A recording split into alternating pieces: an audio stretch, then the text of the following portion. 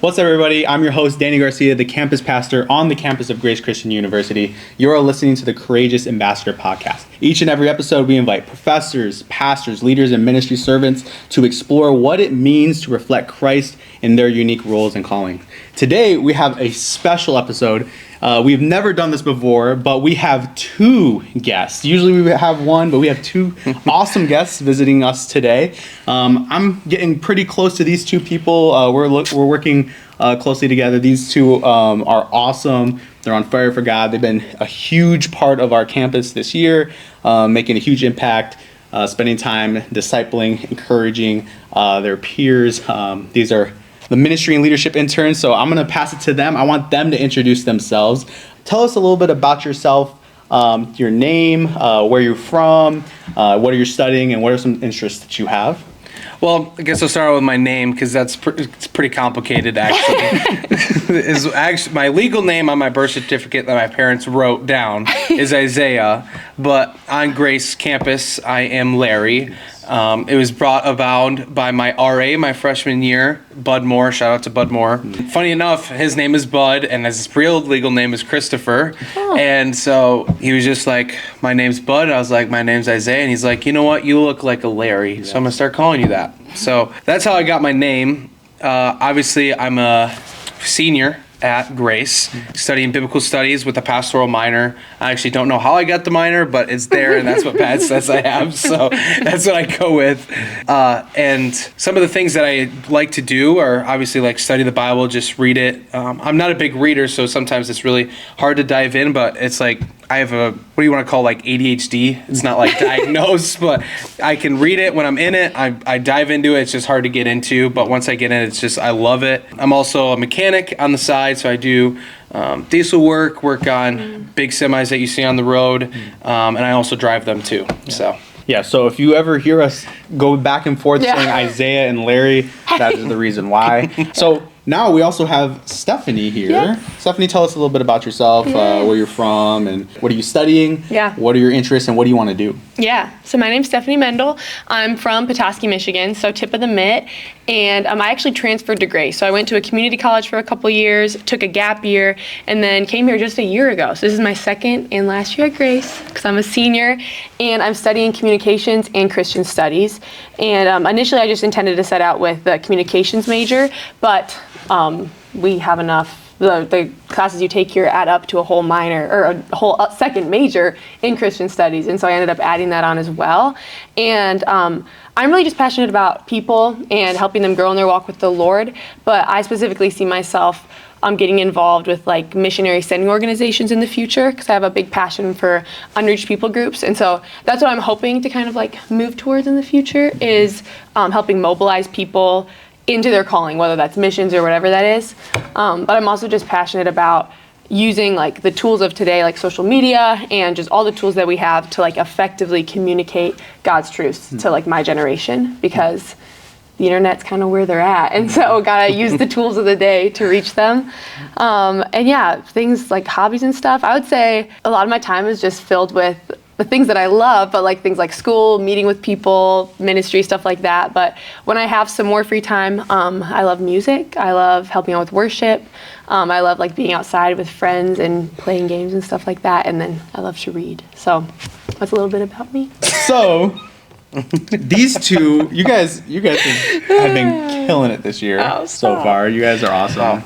Yeah, you really have set the tone and culture for the excitement, the energy with a lot of the events and planning and ministry that we've been doing. Last night, we had a worship event, which was so fun. It was so awesome. Good. It was so good. It was a good time. Yeah. Share a little bit about that. Like, what does it look like for you guys day to day, and also like when you're planning an event like we had last night? Like, what does that all take? What do you guys do with that? I think two things came to mind. So first of all, talking about like as students who want to pour into our campus, like obviously spiritually, I think the number one thing, which I think is common sense, but the number one thing is like we have to be locked in on our own walk with the Lord. And so I feel like that's like my number one thing. And like with leading others, we actually were talking about this in small group last night too, like if you want to lead others, like you need to be leading yourself.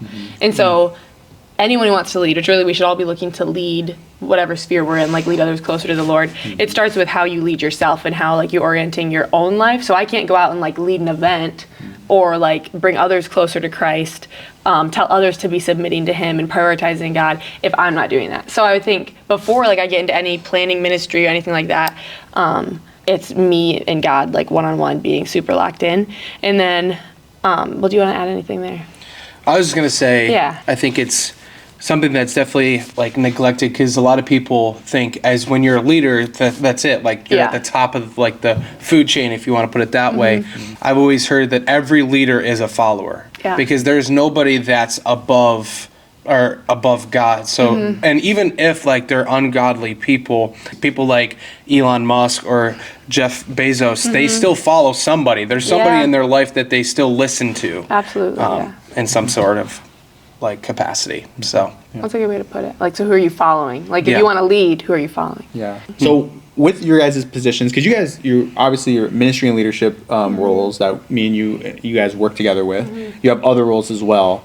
How do you guys juggle that? And then you also have all these like events and like different responsibilities that take place. What does it look like as college students with multiple responsibilities, balancing that out day to day, as well as like academics, life, relationships? What does that look like? Yeah. I mean, I know I already said this, but I really can't overemphasize, like, I just have to be spending time, like, daily with the Lord, which that can look like a lot of different things. It doesn't have to be, like, an intense Bible study. It could just be, like, some worship music, just sitting in silence, prayer. It could be, like, meeting up with a friend, like, be encouraged by them and poured into by them. But I think the biggest thing for me, like, with juggling a lot of responsibilities is just, like, giving myself grace and not expecting myself to, just realizing that I'm human and not expecting myself to go beyond my own capacity and not expecting myself to be like a one-woman show.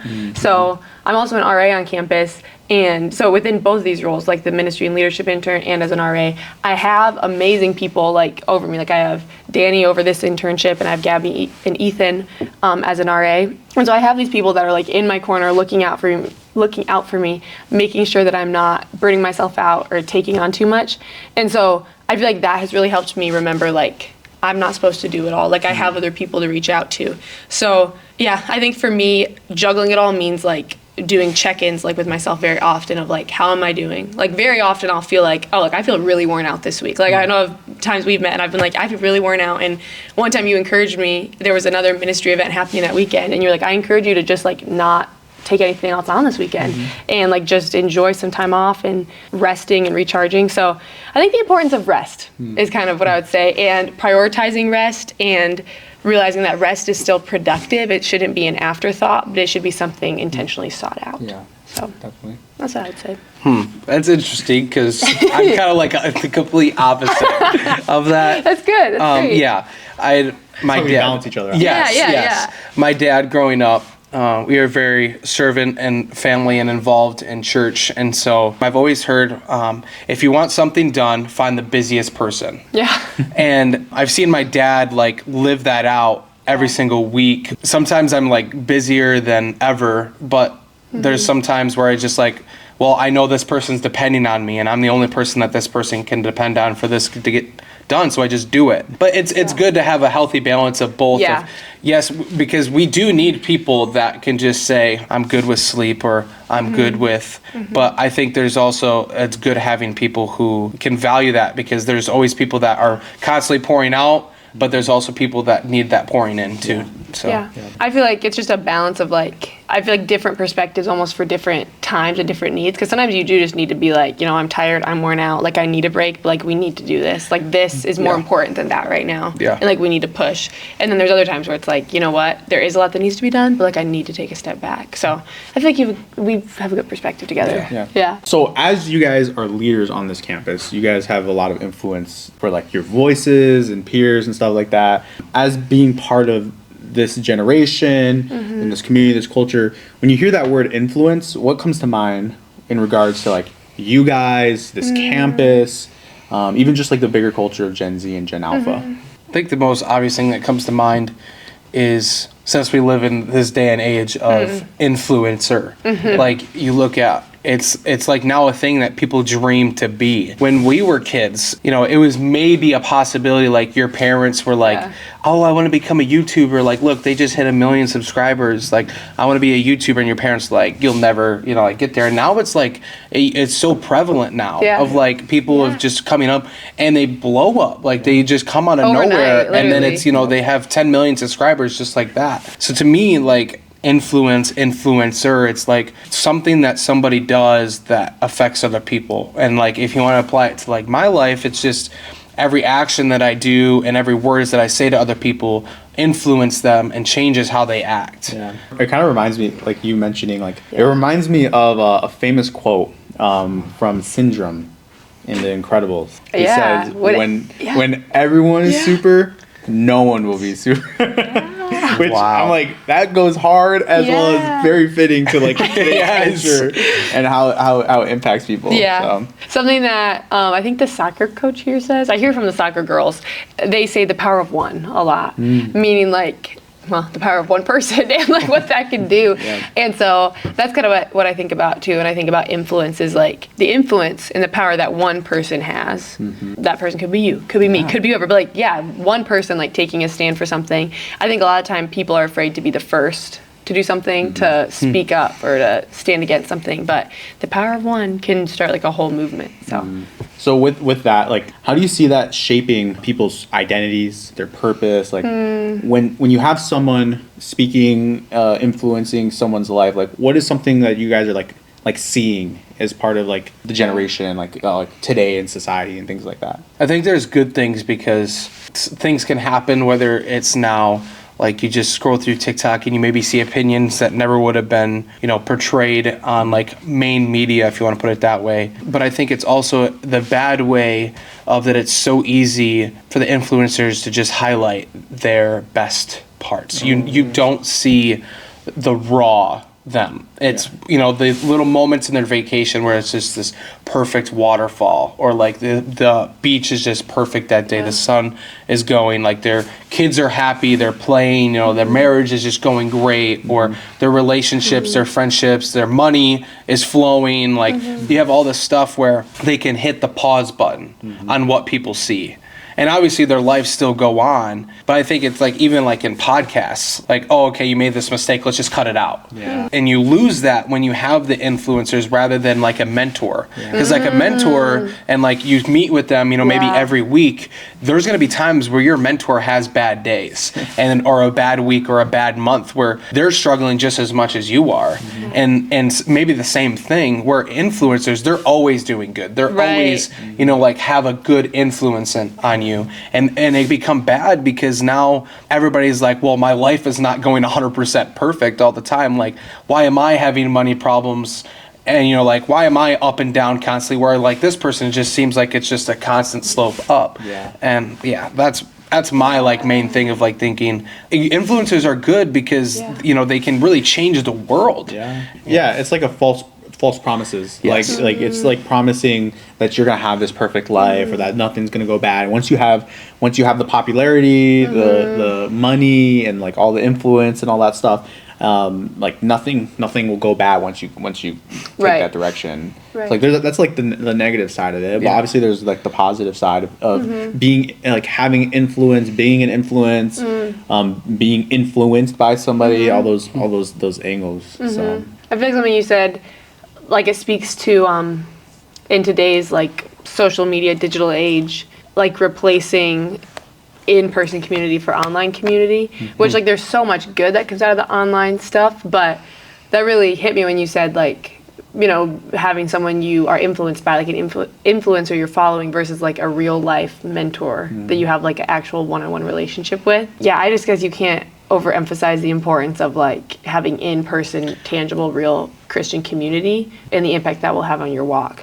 And all the online stuff is so good, but it is sad sometimes when I hear girls talk more about like the podcast that they listen to than like friends that they have walking alongside them. Both are good, but I think it's sad to have all of one and none of the other. So with like the overall picture of Gen Z, Gen Alpha, influence is such a huge part of it, right? We've been hit with celebrities and social media and technology and all this stuff that we just grew up in. It's just a part of reality.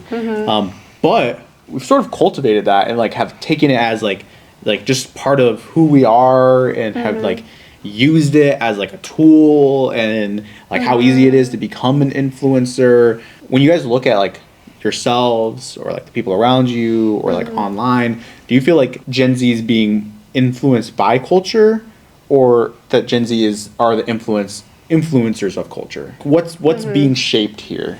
You guys have any thoughts on that? I honestly feel like it's both, because I think we have a lot of people, a lot of Gen Z and the up and coming Gen Alpha who are like the leaders in the culture, and specifically through using social media as a way to do that.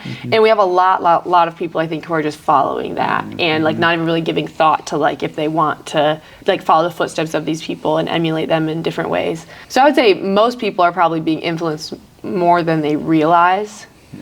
But I also think that each individual person has more influence than they realize, if that makes sense. Yeah. So I think we all have like the power to influence the people around us, and obviously given the tools we have to influence people at large. But if you don't put thought into it, like if you're not intentional with both who you're allowing to influence you and how you're impacting the people around you, I think that's like a concern.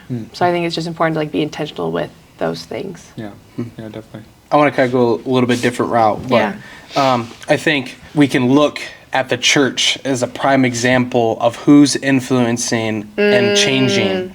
And I think the church is always like a reflection of what's going on in culture. And I think we look at these churches that are full of millennials or even like really like older people, like 65 plus retired people. And they're trying to hold on to their influence. They're trying to hold on to everything possible because they're overwhelmed.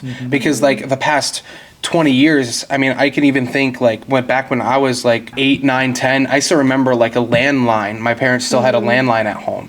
And now like I've never heard of I've been to a lot of friends' houses and I've never seen one landline. And like, especially this freshman class, it's really starting to get to the point where like now we're getting like kids that didn't experience COVID in college, and like COVID was kind of like this thing that was out in the distance because it's already been 5 years since COVID. And so you get like this complete culture change where Gen Z and Gen Alpha are so overwhelming because technology is so powerful. And like older millennials and 65, all the retired people are trying to hold on to their influence that they once had, and Gen Z is just so overwhelming that there's this clash. And we can see this in like church, whether it's like bringing in drums for worship or like bringing in contemporary. Like we even started to battle this at the churches that we're serving with, is that they want to just stay with the hymns. They want to just, there's nothing wrong with hymns, and there's nothing wrong with, because hymns are beautiful. I love hymns, but they're like, no, like we don't want that. We don't want that. We don't want that. Like we want our influence.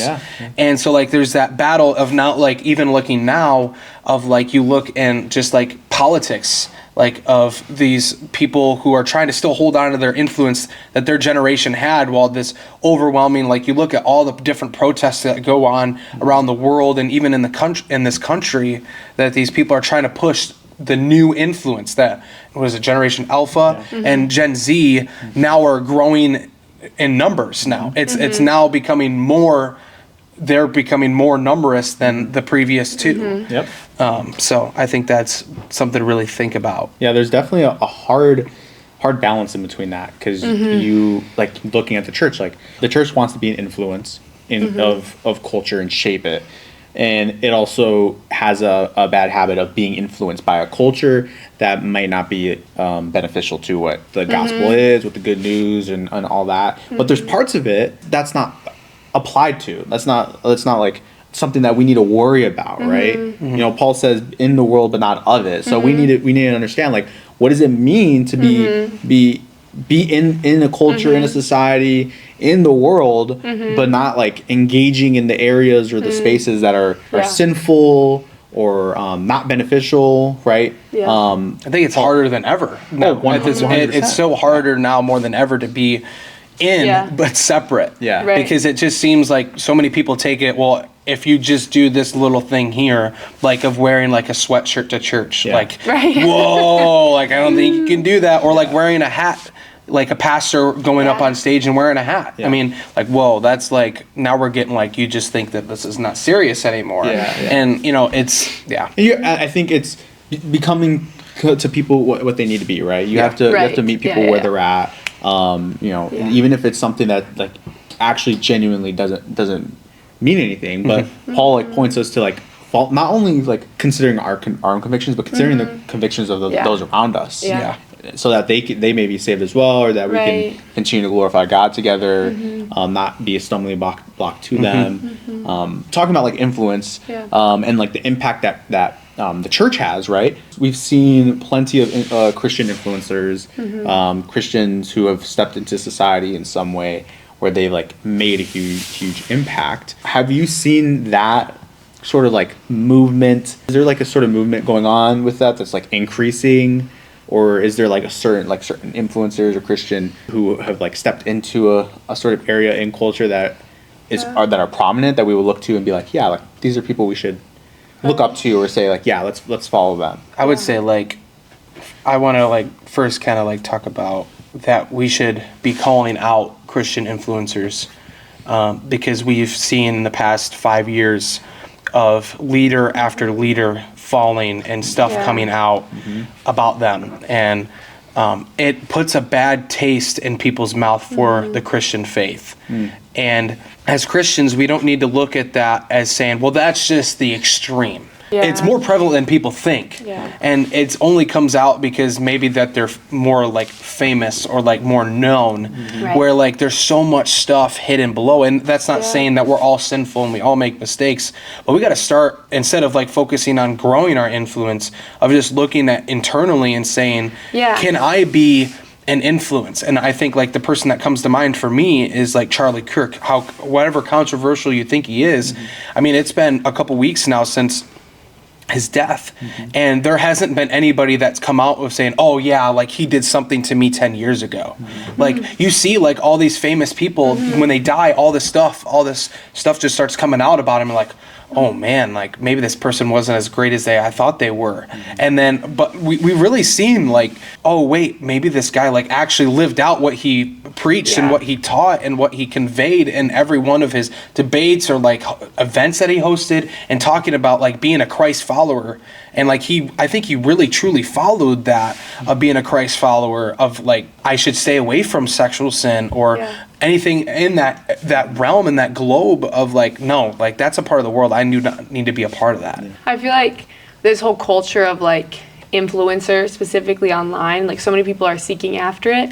And it reminds me of a message that I heard when I was like 12, and I literally like think about it all the time. And the main takeaway was that God cares more about your character than your calling. And he talked about Psalm 51 when David says like, created me a clean heart, renew a steadfast spirit within me. And we know that psalm was just after, I think, his adultery with Bathsheba, right? And I think that was his repenting of that. And basically it was talking about how so many people want to do great things for God. And so in today's day and age, like people want to have an influence, they want to gain followers, they want to impact people for Christ, woohoo, like I want to be like all these cool people. But I think people forget that all of that stems from your character. And that if you seek after your calling with character that hasn't been like worked through by God and cleaned out by God, then first of all, we're just humans. You always have the chance of falling, and committing these sins. But especially if you don't really realize the importance of that, especially prior to stepping into like a role of leadership or influence. Because I do think like you're held to a higher standard if you're leading someone astray, or if you're leading someone and you yourself aren't doing like practicing what you're preaching. I mean, there's so many examples of that. And so yeah, I feel like it's really important to kind of think about like, why do you want the influence? Why do you want to lead? I've heard people say sometimes the person who should be leading is the person like not fighting for it, not signing up for it, because you don't really want someone who wants the titles and who want, you know what I mean? You want someone who is humbly living it out and who wants to bring people along with them. Yeah, I feel like with all that, like with the whole influencer world, that's why it kind of can like, I don't know, fame is like a scary thing to me. Like I was talking with my roommate today where I was like, it's such an unnatural state for a human to be in. And so, yeah, I don't know. I just think it's something you got to be really careful with. Yeah, you mentioning that, it reminds me of what you said earlier of like you have to lead yourself before you can lead others. Yeah. And I feel like there's a duality to that. There's the aspect of like you have to continue working on yourself and like before you kind of jump into a leadership role, but you also have to be led by those around you, like leaders and people who are like more experienced or wiser. Also, you have to be led by Christ to continue to lead others if you want to lead others in Christ, right? So it starts there with being that. If you want to be that influence, if you want to live a life that people look to and see the light of Christ in, it starts with your personal life, your personal walk. You know, there's this the phrase life as ministry, and we've sort of talked about it a little bit. When you hear that phrase, what comes to mind? Life as ministry, and what does that mean to you guys personally? The phrase that comes to my mind is, they don't care how much you know until they know how much you care. That's like the number one like phrase when you say that comes to my mind. Of like, people could care less about this Jesus guy if you come up to them, or like even if they see you, like say you're this famous influencer, and like it seems like time after time you won't take time and like talk to your fans, or like you're just like cold to everybody, but then all of a sudden, oh, like I know this Jesus guy, like no, like they're not gonna, they can tell, they can read through, and that's why I love doing homeless ministry so much, because they experience people all the time of coming up to them and either trashing them or like get a job or like figure out your life, or like they can experience people who are through ministry that are just doing it because they have to. And so like they have become so good at just reading people, and they know immediately when you come up to them, okay, is this person actually care about me, or are they just here to like do their servant job? Right. Like check the box. Yeah. What I think of when I think of life as ministry, I think of in 2 Corinthians 5, which I happen to be open to. Crazy. But it talks about the ministry that God has given us. So he says, and if anyone is in Christ, he's a new creation. The old has passed away, the new has come. All this is from God, who through Christ reconciled us to himself, and then he gave us the ministry of reconciliation. That is, in Christ, God was reconciling the world to himself, not counting the trespasses against them, and entrusting to us the message of reconciliation. So we're ambassadors for Christ. God's making his appeal through us, and now we implore to people on behalf of Christ, be reconciled to God. Like, to me, that's like the ministry we're given, is this ministry of reconciliation. And something I definitely struggled with when I was like younger, and I still sometimes fall into, is thinking of kind of my life in like a secular and sacred divide, where it's like there's these areas that are kind of untouched, and there are these areas that are like, you know, I really got to turn it on and like be all for the Lord. And I think it was something that I read by Tozer that like helped articulate how I felt about that, where he talked about like, if you are a believer and you have the Holy Spirit dwelling within you, like there is no division between secular and sacred. Like literally the God of the universe, his Holy Spirit is dwelling in us. And so now everything is sacred in everything that we do. So I think it's just really important to view every opportunity, like on a practical level, view every opportunity as like an opportunity of like, God, I'm your vessel here. Like I want you to use me. And it's not a switch that we turn on and off at chapel services or at events. But literally any chance encounter. And I think people in vocational ministry, I feel like that'd be more of a struggle for people with that, because it is like your 9 to 5. And so it could be easy to be like, oh, I'm clocked out. Like it can be an emotionally taxing thing. And so I'm not saying you need to be going 110% all the time, but just saying like, Lord, like if you make an opportunity, like give me the boldness to take it. Like I want to do this for you. And I'm not gonna like turn off, like realizing that that's literally my life's mission. Yeah. Like that passage you read, it's like in other words, a short synopsis is like your life is the gospel. Like you need to live this life in showing others how God has reconciled you to him and has reconciled the world to Christ. And like as we like walk and do ministry, as we step into life, like that's our commission into stepping into sharing people the good news as we disciple them. Like we share what Christ has done in our lives. Because of what Christ has done in our lives, then we do that by sharing it through walking in step in the Spirit, speaking to others, proclaiming his good news so that others may be saved.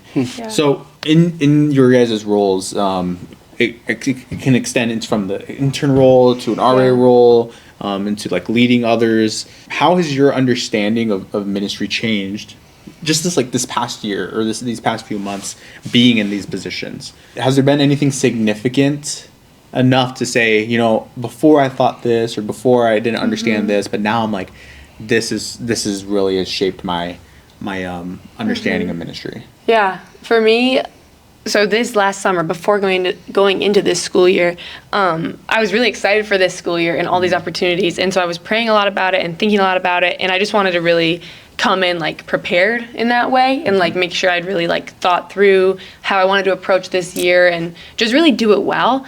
And something that I really felt convicted of and kind of had a heart change with was realizing for a lot of my life, since I've kind of become a more serious Christian when I was like 16, 17, when I really was like, I want to like really just go all in, is I really sought after the titles and leading things and getting to bring a message and leading worship and all these things. I feel like I was like accruing all these things.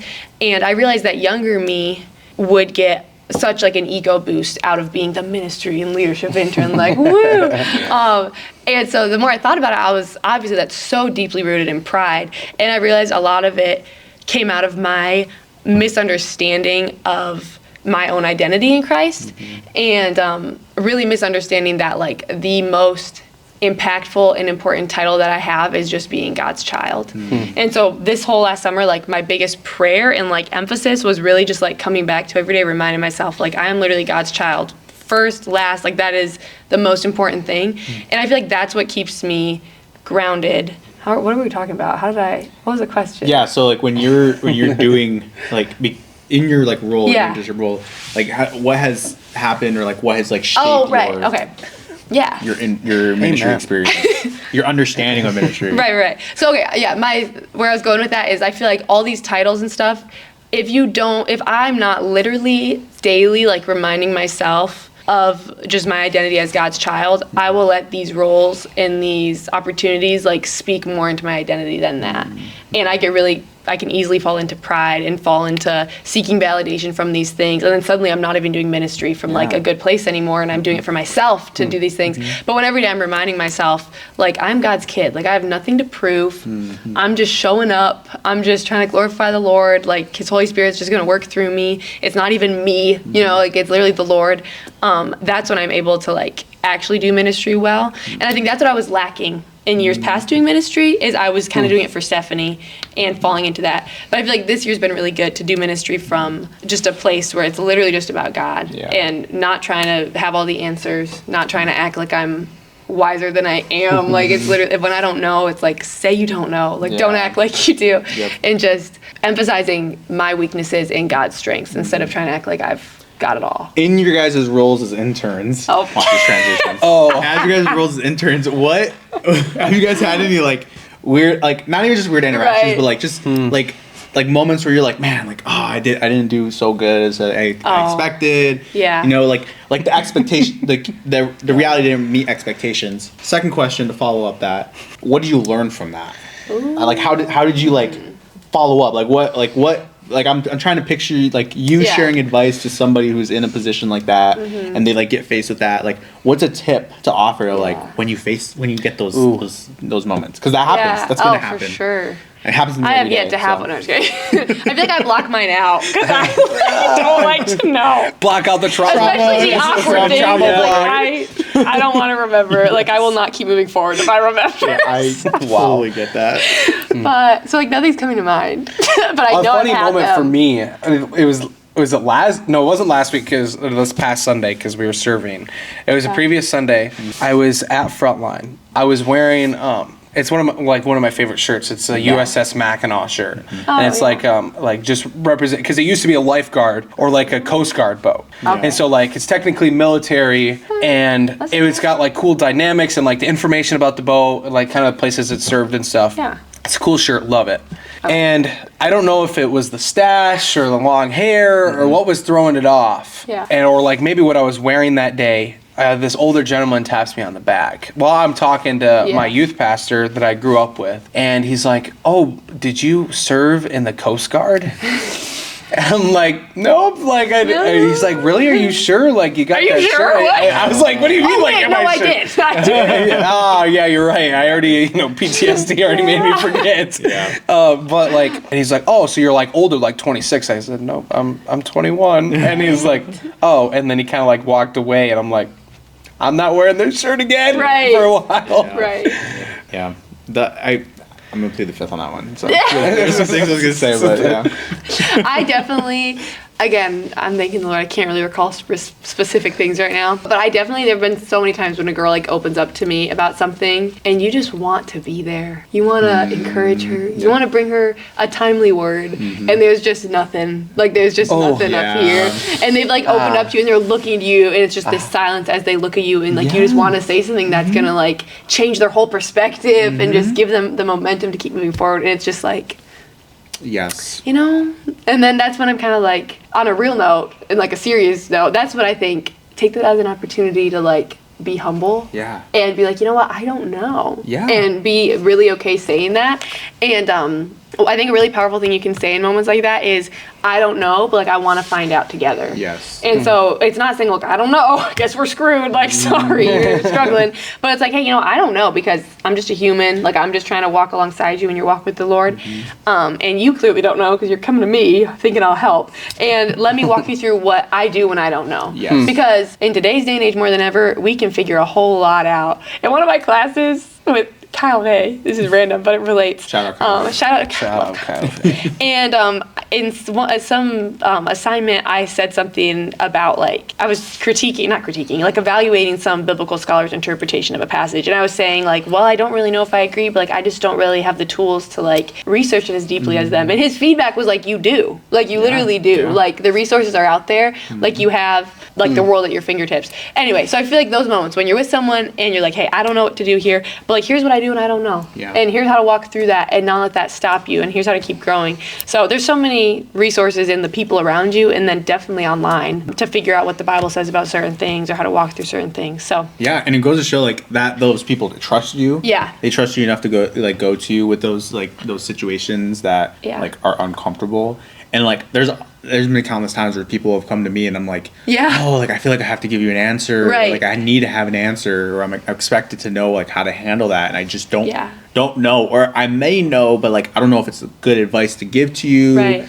Like I just like I'm kind of at loss, or sometimes it's like I'm hit with something like someone like I'm like I was walking here like a few moments ago, and like trying to get things ready, and a student, I'm like, hey, what's up? And a student hits me with not good at all, like and then just hits me with like something like crazy, tragic, and I'm like, I want to listen to you, but I gotta go. So it was like a weird situation. So I stopped because like people are bigger than projects and programs, all that stuff. So I stopped and I was like let me hear you out. Like and I was just real with them, and like, hey, I have to go, but like I just want to I want to see how you're doing, all this stuff.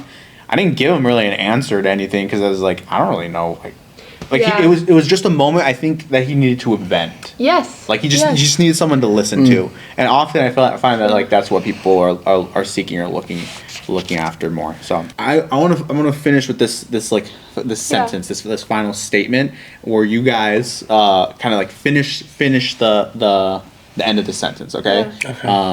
Kind of sum everything up. So think about this. So the question is, or the statement is, the next generation of believers will impact the world by blank. Regarding like what you guys see for like yourselves, the culture, society, the influence of the world, for Christ, like all the impacts that we're trying to do, being part of this like ministry of sharing and proclaiming the good news of Christ. What do you guys think the next generation of believers, and like how are they going to be impacting the world that they're going to be stepping into? This is for Gen Alpha, young Gen Z, maybe even like our own generation, right? Anything come to mind? I'm hitting you on the spot with it. So I would say for me, how they're going to influence the world is living it out. We like I've said, like we've talked about the entire time, is that people don't care what you say on that pulpit. I mean, yes, to a certain extent, they do care what you say, and or like a podcast. Yes. they do care. But what people really care about is what you do behind the scenes. I mean, you can look at how our politics, how that has changed. We don't, like, you may say all these things behind this podium that I agree with, but I can't agree with your personal life. Right. Like, I can't do it. I can't vote for you because of the way that you live your life out personally.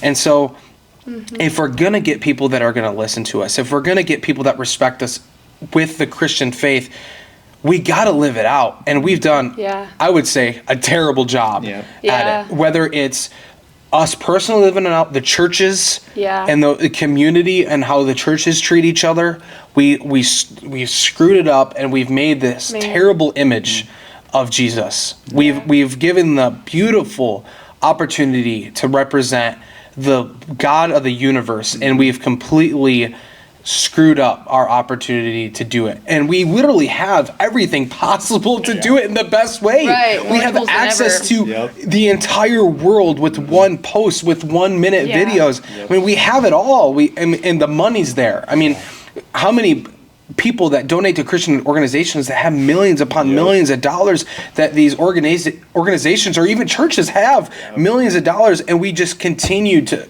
time after time after time and just fumble every time. And then maybe we're getting momentum, we're doing it, and then something comes out. Whether it's about the organization, the leader, and it's like, guys, like we're almost there. Like, we're almost there, and yet every single time that we feel like we're almost there, we're gaining momentum. Because when you're making steps forward and you make a decision like that to ruin the image, you have to start all the way back over. There's no like taking 1 or 2 steps back. It's you, like, if you're climbing up a mountain, you're falling all the way down to the bottom.